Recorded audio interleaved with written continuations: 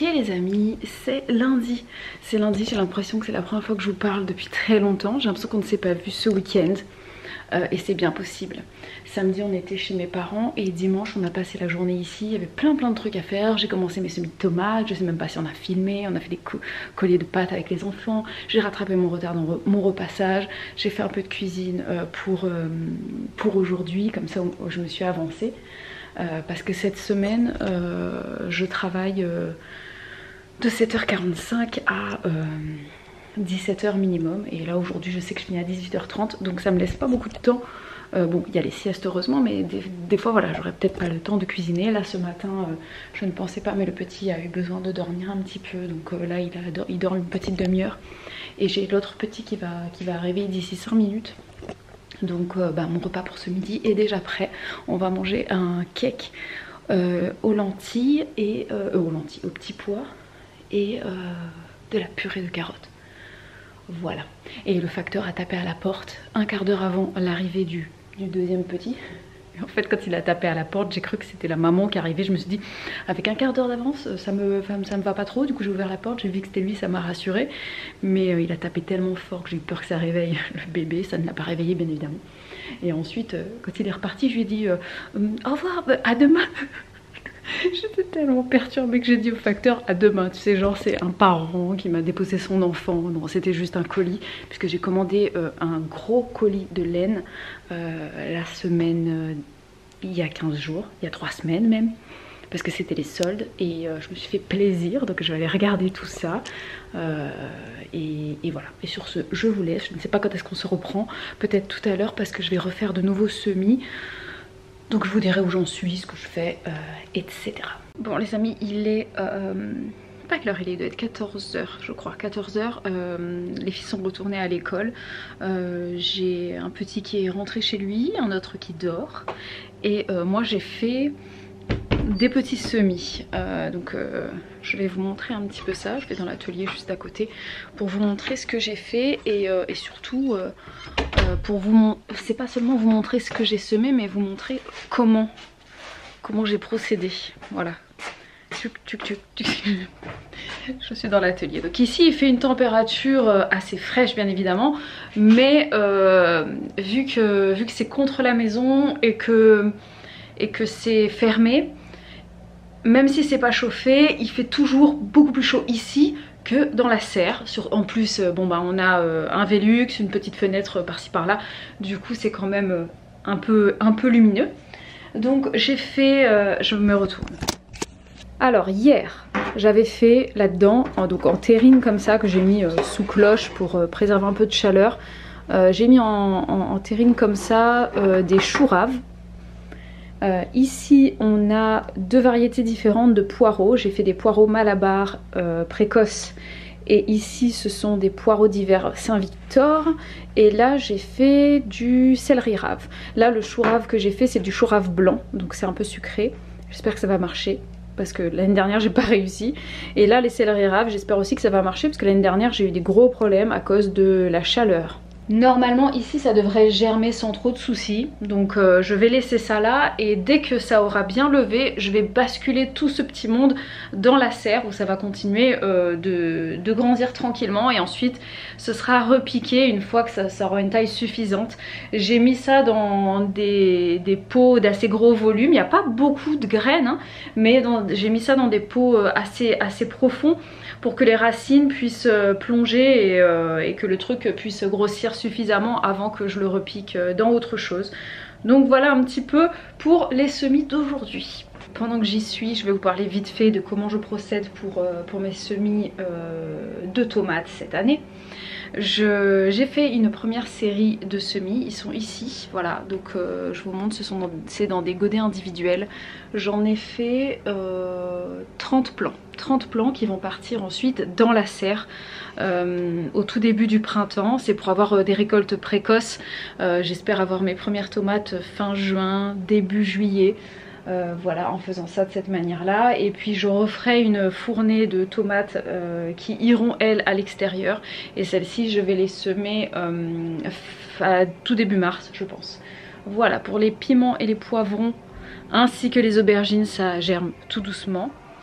Et pour l'instant, ce qui a germé, c'est par ici. Donc j'ai le gros de mes piments poivrons qui sont ici sous une petite lampe là. Voilà, c'est un truc de fortune un peu, hein, mais bon, j'ai fait ça l'année dernière et l'année d'avant, ça fonctionnait très bien, donc je peux pas en mettre beaucoup puisque c'est tout petit. Et puis sinon pour le reste, en fait ça part dans les vitrines comme ça, où c'est là que ça a un peu plus de lumière, et dès qu'on aura des températures supérieures à 5 et du soleil, et je basculerai tout ça dehors la journée pour que ça profite du soleil direct. Et dès que tout aura germé, parce que là pour l'instant, je sais pas si vous avez prêté attention à ce petit détail, mais par là en fait je n'ai pas 100% de germination pour le moment. Quand on sera à 100% la journée, je mettrai mes plants dans la serre pour qu'elles aient un bon ensoleillement par rapport à la température ressentie. Et puis ensuite le soir ça reviendra à la maison, au chaud, pour passer la nuit. Ouf, j'ai failli tomber, il y a des jouets partout ici. Bon, sinon je viens d'ouvrir mon paquet de pelotes de laine, puisque voilà, j'ai fait les soldes. Babou il se retourne ici. Qu'est-ce que c'est que ça? Voilà. C'est un gros colis, hein. Je pense que j'ai jamais commandé autant de laine. J'avoue que je me suis fait un peu plaisir. Voilà, vous imaginez un petit pull de Noël comme ça, petit pull de Noël, c'est tout. Voilà, là on a des trucs tout doux comme ça, des trucs un peu, voilà. Et là pour combien là? Là, 70 € je pense. D'accord.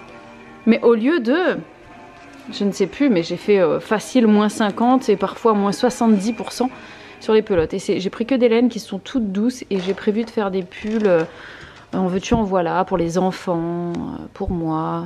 Bon, beaucoup pour les enfants, j'admets. Hein. Je me suis mise, vous le savez, hein, à tricoter des pulls. Et je me régale. Donc je m'en suis déjà fait 2. J'en ai un 3e qui est presque terminé. Mais en fait, je me suis plantée. Et c'est pas que je me suis plantée, mais j'avais pas la bonne laine. Et du coup, mon truc, il est beaucoup trop grand. Il est beaucoup trop grand, mais il est super beau. Vous voyez, j'ai fait des torsades. C'est la première fois de ma vie que je fais des torsades. Avec un col doublé. Mais il est trop grand pour moi. Donc je pense que je le donnerai à ma maman. J'imagine. Je ne sais pas. Faut que je l'essaye. Une fois qu'il sera terminé, je l'essaierai. Et puis ce que je ferai, c'est que maintenant je ferai avec les pelotes qui viennent d'arriver, si j'ai pas par rapport à mes modèles, si c'est pas la bonne laine, si ça ne correspond pas, parce que j'arrive pas à faire comment dire, la conversion. Comment vous expliquer ça pour ceux qui tricotent pas? Genre quand tu tricotes en fait, tu prends un modèle, ils te disent voilà, il faut que la laine elle fasse tu dois faire un échantillon de 10 cm sur 10 et ça doit correspondre à un certain nombre de mailles, un certain nombre de rangs. Si ça ne correspond pas, si ton échantillon n'est pas bon et que ça ne fait donc pas les mesures demandées, eh bien tu peux faire une conversion pour savoir quelle taille d'aiguille utiliser ou des choses comme ça. Et sauf que moi je ne sais pas du tout comment on fait ça. Donc faudrait que je cherche sur internet ou que je prenne conseil auprès de ma soeur qui est bien plus douée que moi en tricot. Et comme je l'avais pas bien fait, et il se trouve que maintenant mon pull il est trop grand pour moi et ça fausse les tailles en fait. Donc ce que je ferais pour les pelotes que je viens de recevoir, c'est que si ça ne correspond pas, je vais partir sur un pull, je vais faire par exemple en 5 ans. Et si c'est plus petit, ce sera pour Noémie. Et si c'est plus grand, ce sera pour Elena. Et si c'est bon, ce sera pour Olivia. Je pense que je partirai comme ça. Et ça servira forcément à l'une d'elles comme ça. Et je pense que je ferai ça pour tous les pulls. En plus les pulls pour les enfants, vu que c'est plus petit, c'est plus rapide à faire. Voilà, donc c'est plus satisfaisant parce qu'au fur et à mesure, tu vois vite le résultat. Alors qu'un pull pour adulte, c'est vrai que ça prend quand même un petit peu plus de temps. Même si je trouve que je suis quand même assez rapide. Bref, je vais commencer à regarder un petit peu tout ça. Parce que là-dedans, j'ai un petit cadeau pour ma soeur. Ça va, Bibou? Tu sens bien avec ton trésor là? Oui. Est-ce que tu crois que là, il y a des gens qui t'envient en voyant ça? Ils disent, waouh, c'est trop beau. Tu sais, genre, est-ce que ça existe des fashion addicts, mais des pelotes? Oui, tout existe. Tu penses que ça existe? Oui. Ok, d'accord. Oui. Mais écoute, ça fait des pelotes. C'est toute la même marque. Penguins. Pingouin. Pingouin. Voilà, acheté sur fil d'art, en solde. Voilà. Tiens, bah, un autre truc qu'on a acheté, pas en solde, d'occasion. Dans un précédent vlog, on vous en parlait. J'ai acheté le machin vapeur, là. Comment on appelle ça, là? Le réhausseur vapeur, le panier vapeur, je sais plus comment on appelle ça. Panier vapeur pour le Moulinex Companion, ça permet de rajouter un étage pour cuire vapeur. Je l'ai pris d'occasion sur Le Bon Coin, voilà, c'est la première fois que j'achète sur Le Bon Coin, mais en livraison, vous savez. C'est la toute première fois que je paye sur Le Bon Coin. Le Bon Coin, jusqu'à présent, je faisais toujours du main à main et je donnais du liquide aux gens. Bah là, j'ai acheté ce panier vapeur à une dame qui le vendait 60 €. Voilà, le prix neuf c'est 150 et je l'avais vu à 120 à Darty. Et là, bah, elle le vendait 60. Bon, utilisé une fois, peut-être un peu plus. Hein, quand les gens mettent utilisé une fois, c'est rarement vrai sur Le Bon Coin.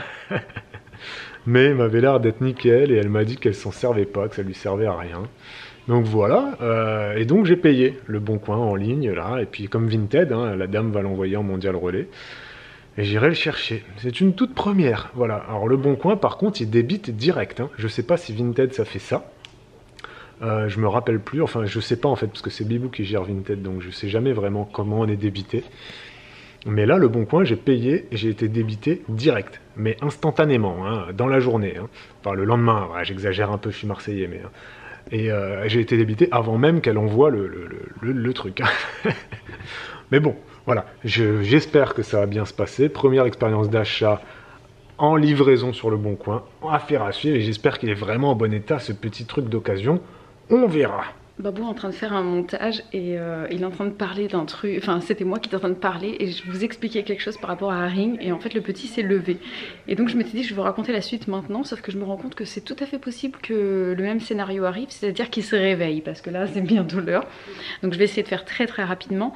Ce que j'avais pas terminé de dire c'est qu'en fait les exercices de Ring sont vraiment très très bien. Ce sont des exercices qui font travailler absolument tout le corps. Moi j'avais peur que ça travaille que les bras, mais au final en fait on fait absolument tous les muscles, ça fait travailler l'endurance musculaire, la force musculaire, il y a beaucoup d'exercices donc de pression, tirage avec les jambes ou avec les bras, dans des positions qui sont toutes très différentes et qui font donc travailler, cibler des muscles différents. Donc ça c'est très très bien fait, c'est progressif. Petit bémol je dirais, c'est que je trouve pas que ce soit adapté à tout le monde, c'est à dire que pour moi les gens qui ont une condition physique très faible, c'est pas adapté. Voilà, je pense qu'il faut quand même un petit peu de condition physique. Et si on souffre par exemple de surpoids, il y a des exercices qui doivent être très compliqués parce qu'on travaille très souvent en équilibre et donc je pense que ça doit pas être évident. Voilà. Sinon il y a beaucoup de travail de gainage profond, donc ça travaille toute la sangle abdominale en profondeur et tout le tour en fait. C'est ça, il y a beaucoup d'exercices de gainage en fait, gainage musculaire, je veux dire c'est pas seulement les abdos, c'est aussi les pectoraux, les bras, c'est du travail de gainage, je trouve, vraiment beaucoup, et c'est très bien fait, c'est vraiment très très bien fait, je recommande, je suis agréablement surprise et je prends du plaisir à faire mes séances. Je sens à la fin de ma séance de 20-25 minutes que j'ai bien travaillé. J'ai des petites courbatures dans les fessiers, dans les adducteurs, dans les épaules, un petit peu dans le dos. Et je vois que Babou lui aussi ça lui fait beaucoup de bien parce qu'à la fin de sa séance, voilà, il sent qu'il a fait des efforts et c'est chouette. On en est content. Et on l'a déjà dit mais je vais quand même le rappeler. Les filles font ça avec nous aussi et surtout Elena qui prend les exercices au sérieux et qui fait les exercices aussi avec moi et je trouve que c'est bien hein, pour initier les enfants au sport. Voilà, ça fait un petit temps d'écran qui est utile parce qu'elles font une activité avec nous et en plus c'est une activité qui est physique donc c'est toujours bon à prendre. Ok les amis, aujourd'hui c'est mardi. Là il est 14h30. Je vais aller dans le jardin. Ça fait très longtemps que j'ai pas fait de travaux. Paysager, jardinier, forestier, potager, je sais pas. Là je vais aller épandre du broyat de bois dans la serre et au pied des arbres. Bon bref, je vais aller faire un tour dans le jardin. Je crois que ça fait au moins 2 mois que j'ai rien fait. Ouais. Mais là il fait super beau. C'est un froid sec, il y a du soleil. Donc c'est bien plus agréable que le froid humide qu'on a depuis je sais pas combien de temps qui me glaçait le sang. Là on a au moins du soleil qui nous réchauffe un peu les... Tu vois ce que je veux dire? Ce matin j'ai fait un live sur Twitch, un live spécial sur la voiture électrique. L'idée de ce live c'était de voir tous ensemble est-ce que c'est une bonne idée d'acheter une voiture électrique ou pas en 2023, les avantages, les inconvénients. On a revu ensemble les différentes aides. Je dis ensemble parce que moi j'ai pas du tout la science infuse et sur ce sujet-là beaucoup moins parce que c'est vraiment pas un sujet que je maîtrise. Et j'ai fait ce live de façon un peu égoïste pour justement que vous m'aidiez parce que moi j'arrive pas à me faire mon avis sur la voiture électrique. Mais grâce à ce live, c'est bon, je me suis fait mon avis. Donc merci à vous parce que j'ai pu appeler 3 abonnés en direct. Qui ont expliqué plein de choses sur la voiture électrique, les recharges, on a parlé des batteries, du recyclage des batteries, la pollution, on a parlé des temps de recharge, du nombre de bornes, des recharges gratuites en France que tu peux trouver, bref, on a parlé vraiment de beaucoup de choses, donc du prix des voitures, des différents types de voitures. On n'a peut-être pas tout abordé, ce live sera en replay sur YouTube d'ici quelques semaines, et si vous n'êtes pas, du coup, si vous n'étiez pas sur Twitch, quand vous regarderez ce replay sur YouTube, vous pourrez aussi mettre votre petit commentaire pour rajouter vos arguments pour, contre la voiture. Est-ce que vous en avez une? Est-ce que vous en voulez? Pas du tout. Bref, c'était très intéressant. Grâce à vous, donc merci beaucoup. Et là, donc je vais dans le jardin. Voilà, j'ai fait un petit montage très rapidement au début d'après-midi. Dis-vous, elle est partie faire des semis dans la serre. T'as semé quoi? Épinards à roche, petit pois. Épinards à roche, petit pois, c'est magnifique. Il y a un gâteau qui cuit ici, dans le four. Un pudding avec les restes de pain rassis. Un pudding au chocolat. Voilà, et moi je vous laisse. J'ai du boulot. Ciao, à tout à l'heure.